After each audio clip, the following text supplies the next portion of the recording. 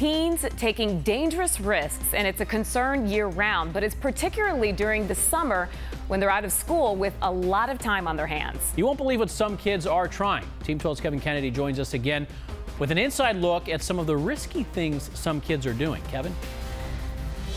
The dog days of summer are here, and for teenagers who are not in camp or have some sort of organized activity, boy, the internet can be a dangerous device. Some crazy and frightening stuff is found there, and what they find, they often try to duplicate.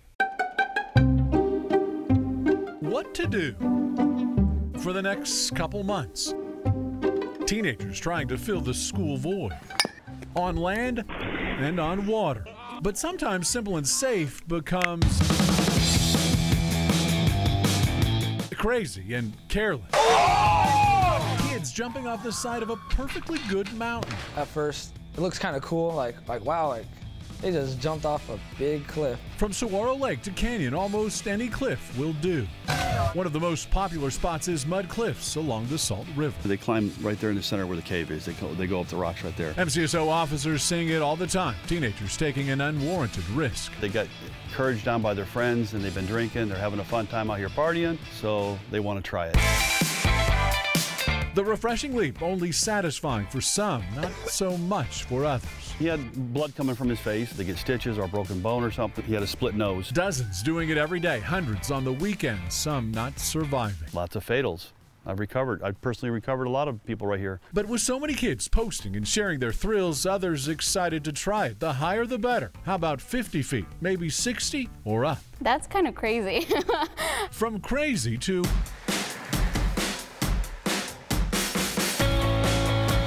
well, what would you call this?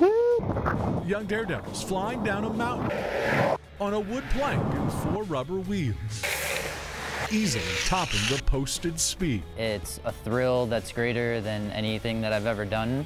There's not many feelings like it. Adam Astor has been doing this for 10 years. Call it a high-speed stimulant that technically tingles the soul. Astor and others turning part of Camelback Mountain into their own personal playground. It's definitely an adrenaline rush being on your board.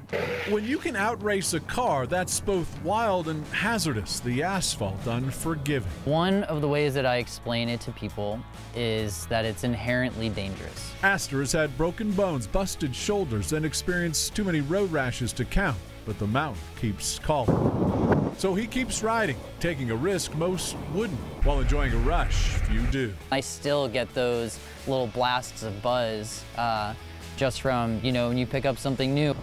From 60 miles an hour to 60 feet up, summer can be a blast if you don't end up in the hospital before it's over.